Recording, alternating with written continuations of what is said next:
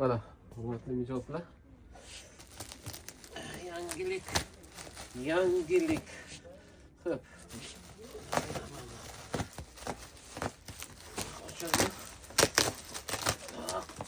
Qo'shilanganda bu. Qo'shilanganda. O'tganlar borda bo'lay.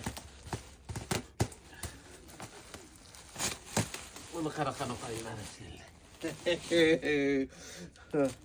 Xo'sh. Yangicha fason bu. Kapshoni yo'q. Baratnikchani qarang. Ay voy bu da. Va. Baratnikini unoq qilsang, böyle.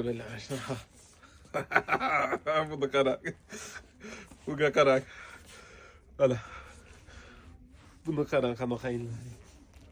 Bu bittasi hozir. Sana videomiz cho'zilsa ham ko'rsatib beraman mana. Buni qarang. Ay, joningdan degan variantchalar.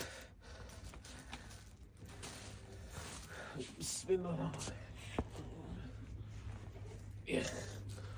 Bu yumshoq xohlayotganlarga, yumshoq variant xohlayotganlarga ayiq polvonni variantchasi. Yana sal videomiz cho'zilsa ham ko'rsatamiz. Sal videomiz cho'ziladi lekin.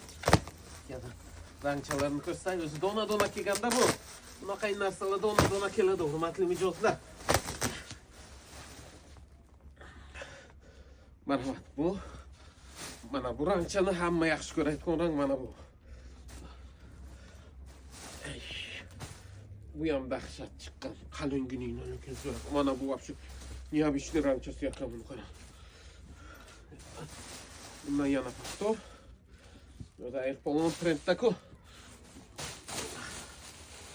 Marhamat, kimga kerak bo'lsa, telefon nomerimiz atsangda aloqaga chiqaverasizlar. Bemalol.